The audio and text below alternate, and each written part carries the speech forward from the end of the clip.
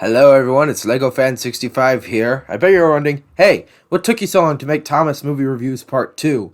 Well, things have been busy lately, and I kind of don't want to talk about it as it's kind of personal. Alright, let's begin, shall we? Now, if you've seen Part 1 of Thomas Movie Reviews, you would know that we ended talking about Blue Mountain Mystery. Well, let's continue. After Season 16, Thomas and Friends was sold to Mattel. Michael Brandon and Michael Angelis retired as the two narrators. Mark Morgan narrated both dubs of the show, and a new era started with Andrew Brenner himself as the new writer for the franchise. And in 2013, the first Andrew Brenner special was titled King of the Railway. In this movie, the Earl of Sodor plans to restore Ulfstead Castle and has Thomas, Percy, and James help him with the restoration. However, when a new engine named Steven arrives with the project, he gets lost in a mine, and Thomas and the other engines set up a search party to find him. Meanwhile, while Steven is lost in the mine, he finds King Godred's crown, which is what the Earl has desperately been looking for.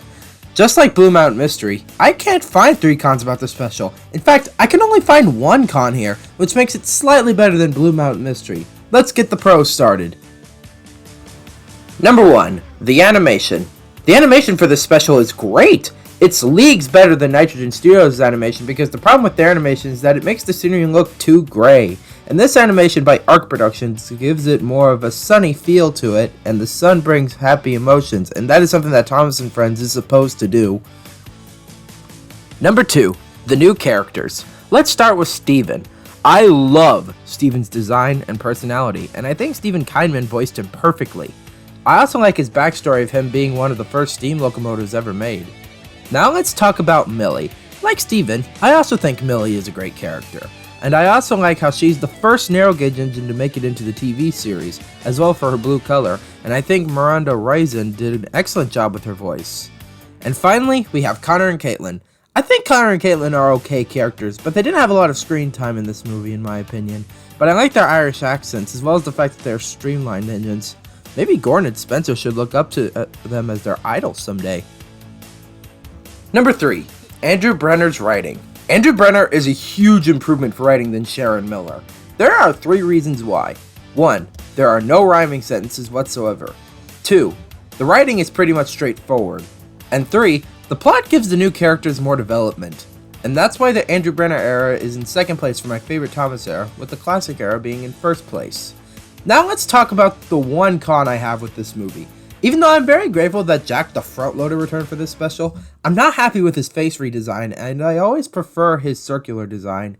You can't do that to him! So therefore, I give King of the Railway a 9 out of 10. It's not perfect, but it's leagues better than what's to come next.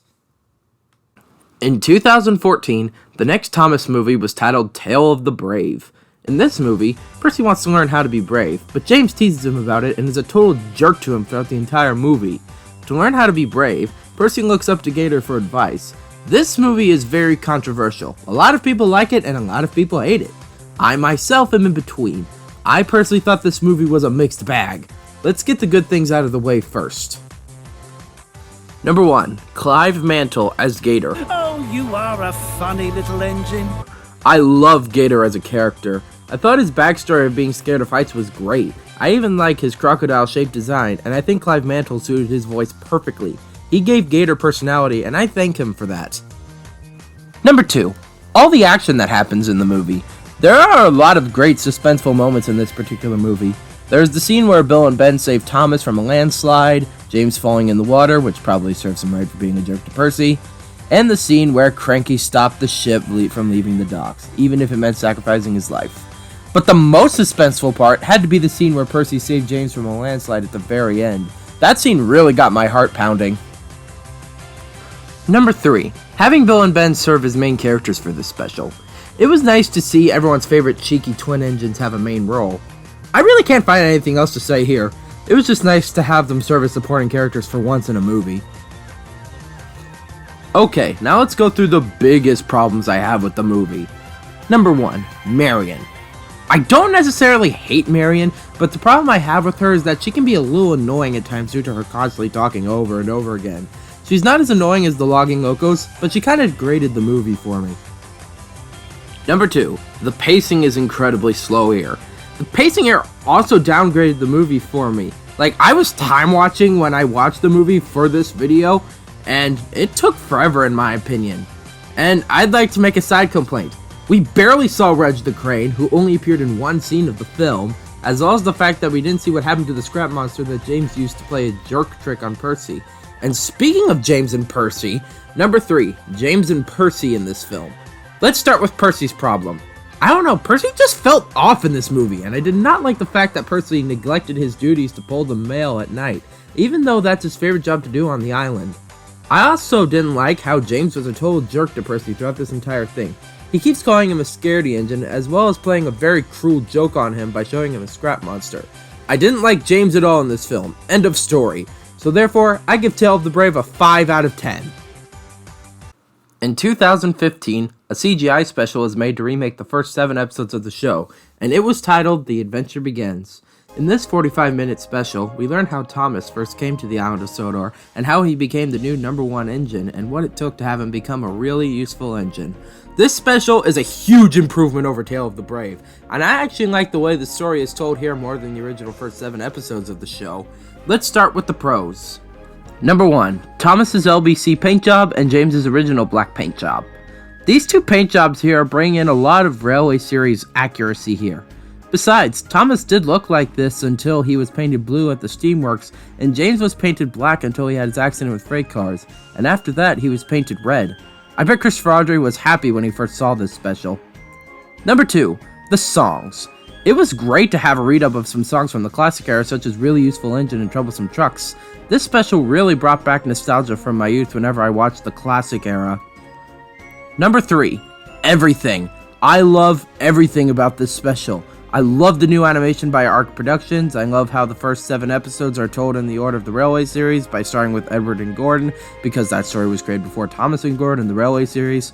I also like Joseph May's voice for Thomas, who in my opinion does a much better job than Martin Sherman, as I said earlier, but I still think Eddie Glenn does the best job of voicing the Little Blue Engine himself. Another thing I like is the scene where Thomas tried to stop James from going too fast when his wooden brake blocks caught fire. Even though that's not entirely what happened in the original story, I still like this version better. I also like Glenn the Coffee Pot engine and how he was the first #1 engine before Thomas arrived on the island, and I'm glad that they restored him in season 20. But the best part of the movie, of all in my opinion, has to be the end credits, where they show the original Railway series illustrations of the first 7 stories. It was amazingly beautiful. But there is only one con about this movie, and it would have to be the fact that Henry was in his new shape instead of his old shape, but I really don't care. So I give it a 10 out of 10. It's definitely worth checking out. A few months later in 2015, another Thomas special was created, and it was titled Sodor's Legend of the Lost Treasure. In this story, when a new branch line is being built on Sodor, and when a new engine Ryan arrives on the island, Thomas tries to keep a found treasure chest safe from the evil clutches of the pirate Sailor John, who wants it all for himself. Okay, another reputation that Sodor's Legend of the Lost Treasure has. I know everybody loves this movie, and a lot of people consider it to be the best Thomas movie that's ever been made.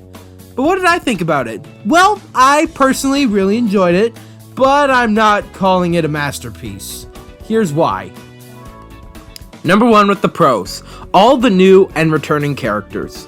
It was a miracle to see everyone's favorite Scottish twin engines, Donald and Douglas, return, some of the pack members like Alfie, Oliver, Max, and Monty, as well as Daisy the diesel rail car at the very end.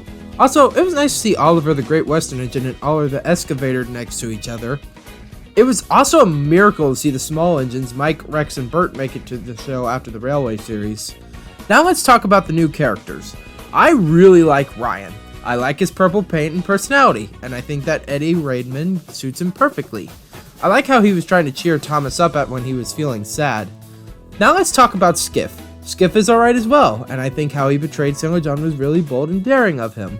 And finally, we have Sailor John, the main antagonist of the film. I love Sailor John as a character. I personally think he's the best part about this movie.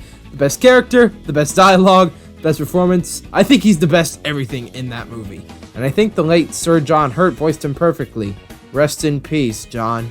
I consider Sailor John more scary than P.T. Boomer from Thomas and the Magic Railroad. Here's why. During the climax, where Thomas was chasing after him in Skiff to rescue the treasure, he attempted to blow Thomas up with a satch of dynamite. Isn't that threatening? I even like how he had pretended to be a good guy and how he lied to Thomas and Skiff saying that he intended to take the treasure to the museum when he really wanted it all for himself. I love villains like that. Overall, Sailor John is a great character, and I put him in second place of my top 5 favorite Thomas villains, while Diesel 10 goes in first place. Do you want to see me do a video where I make a top 5 favorite Thomas villains like what Trevor did with his top 10 favorite Thomas villains? Tell me in the comments below. Number 2, the songs. The songs themselves are absolutely phenomenal in this film. I'm more of a we make a team together guy myself, and Never Overlook a Little Engine is really memorable as well because it doesn't matter what size you are. Just be yourself and be useful as much as you can.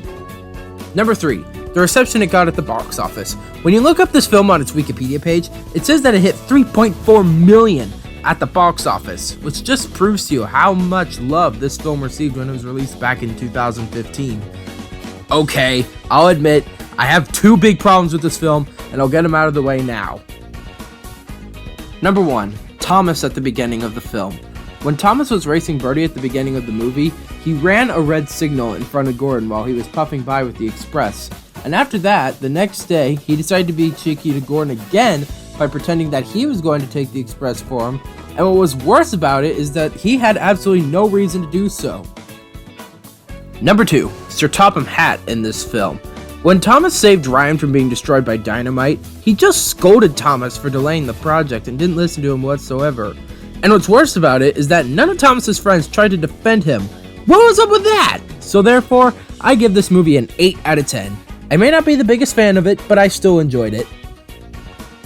In 2016, before ARC Productions went out of business, it animated one more full-length Thomas feature, and it was titled The Great Race. In this story, when the Great Railway Show on the mainland is advertised on Sodor, Thomas wants to find a way to participate in it, but doesn't know how. Okay, I know a lot of people don't like this movie whatsoever, but for me, I actually really enjoyed it, even more than Sodor's Legend of the Lost Treasure. Here's why. Number 1, the International Engines.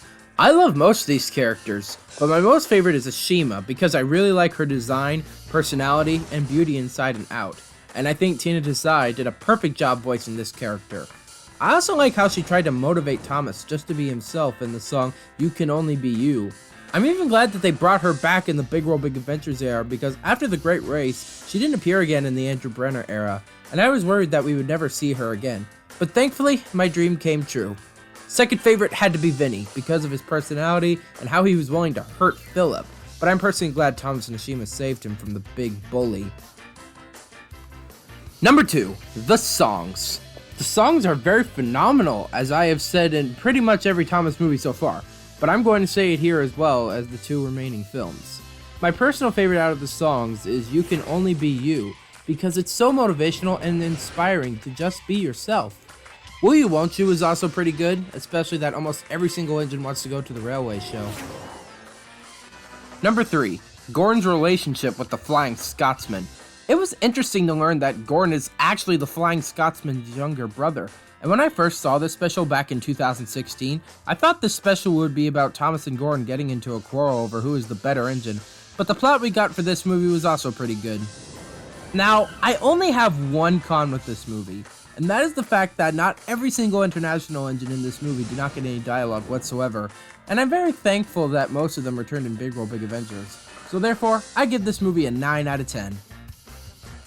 In 2017, it was Gemfield Entertainment's turn to animate a Thomas movie, and it was titled Journey Beyond Sodor.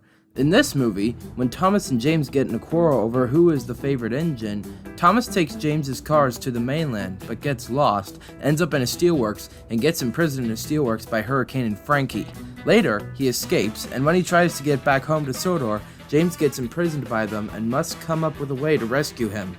Okay, I know a lot of people don't like this movie at all, but I personally think it's average. Let's start with the positives.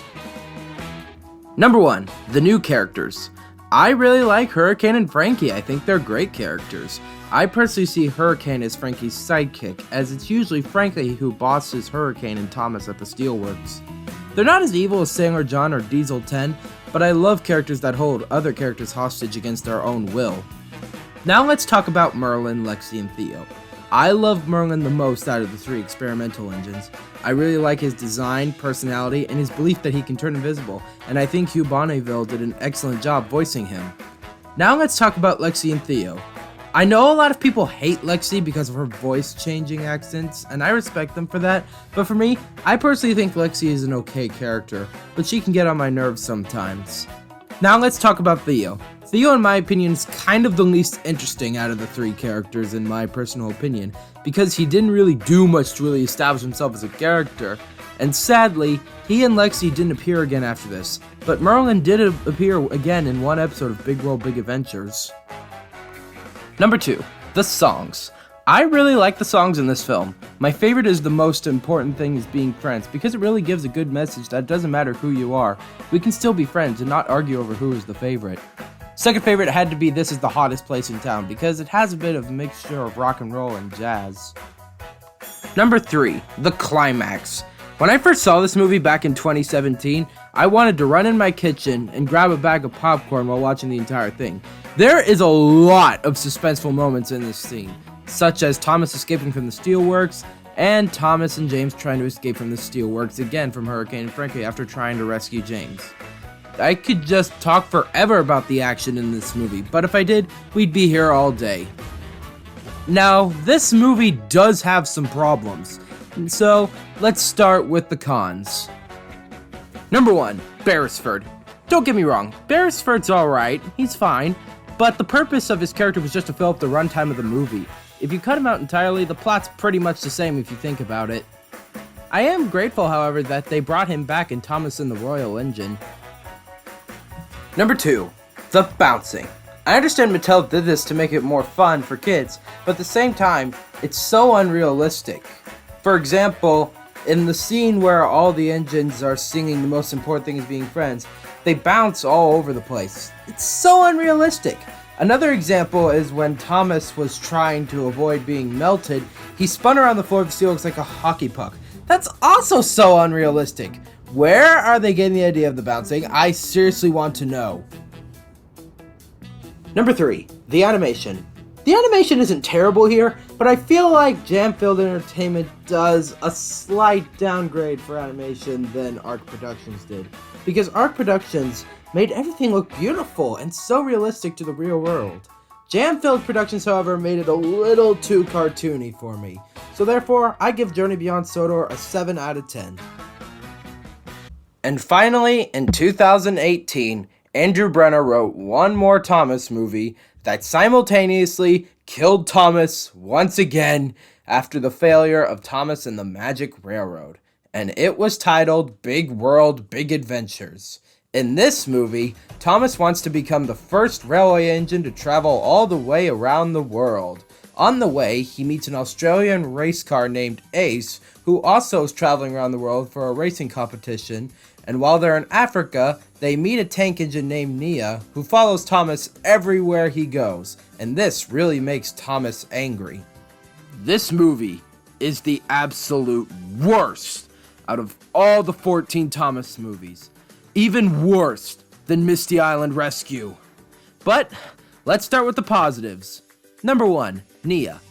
I kind of like her. She's alright. Do I think she should have replaced Edward on the Steam Team and Rebecca replacing Henry? No, of course not, as I said in my question and answers video from a few weeks ago. But she works in her role in this film. She helps guide Thomas along the way, and I feel bad for her that Thomas is just being a total jerk to her throughout this thing, but she works in her role here. Now for the TV show, she's an okay character, but has absolutely no flaws whatsoever. But this movie is when she's at her best. So I support her for this movie. Number 2, the songs. The songs are phenomenal in this film. It kind of upgrades the movie a little bit, but that does not excuse the writing here. But they're pretty well here. My favorite out of all of them is Sometimes You Make a Friend, and pretty much everyone agrees with me on it, probably, because it's the fan favorite of all the songs here. You can actually find the song on Amazon Music because they made a whole soundtrack for it, just like what they did with Thomas and the Magic Railroad. So yeah, Sometimes You Make a Friend, really phenomenal song. Joseph May and John Hassler, the US and UK voice for Thomas, really phenomenal here. Probably their best pieces of work in terms of singing. And yeah, you should definitely listen to this song, but do not check out this movie. Number 3. The most important thing here. Even though the plot was bad, I have to give it to Andrew Brenner, the cast, and Mattel in general. They poured their hearts and soul into this movie, and I commend them for that. The best part about it had to be Nia in general, because she's at her best here, as I said earlier. But overall, this movie is still pretty bad. And now we enter the cons. Number 1, Ace. Oh, I despise this character through the back of my head. I actually hate him even more than the Logging Locos. Let's talk about the facts. He's basically a ripoff of Lightning McQueen. He's basically a villain in this story, even though the film treats him like a good guy. He's not. He tried to get Thomas separated from Nia, even though they were starting to become friends. Ace is a terrible character. I'm just going to be honest with you. He's bad. I hated him to the back of my head, as I said before. He's just a ripoff of Lightning McQueen, and I didn't like him whatsoever, aside from his Australian accent. Number 2, Thomas in this film. I hate Thomas in this movie. I'll be flat out honest with you. He just felt off in this movie. Like, he's just a total jerk to everyone in this movie besides Ace, who is a total villain. He doesn't want Nia to go with him. Thomas should know better than to treat Nia like that. Come on! And what's worse about it is that when he leaves Sodor, Sir Topham Hatt, the director of the whole Sodor Railway, leaves his railway to go find one single tank engine because every single engine was freaking out that he was gone. What is going on here? Number 3, just like Misty Island Rescue, the story. I cannot comprehend that someone at Mattel said, hey, we approve this script.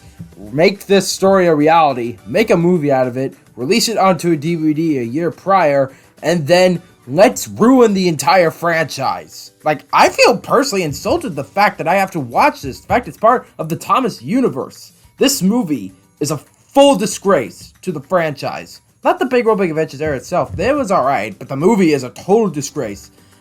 This is bad. I don't like it. It's the worst Thomas movie ever. I watched it in one sitting for this video. I probably don't want to watch it ever again, and I give it a 1 out of 10. It's such wasted potential. Now, I think I should point out that Mark Forster is currently directing a new Thomas and Friends film. Now, when this comes out, I'll just make a separate video reviewing it. I'm not going to take this video down and redo it because I don't really want to. So, now it's time for a quick ranking of all the 14 Thomas movies we have so far.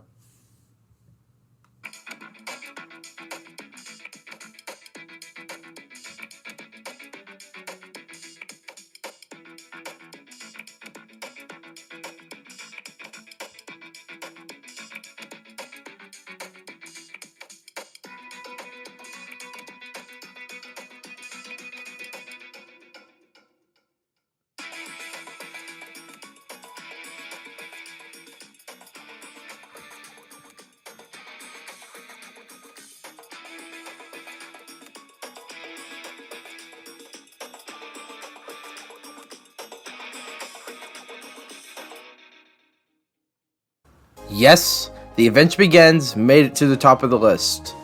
I loved everything about this movie. I know I might get some hate for this by saying I'm not the biggest fan of Star Wars Legend of the Lost Treasure, but I don't care. I loved everything about The Adventure Begins. I loved the remakes of the classic era songs. I loved the original storytelling with the Railway series. I even loved this remake even more than the original first 7 episodes of the show. If you're trying to find the most superior Thomas film, look no further than The Adventure Begins.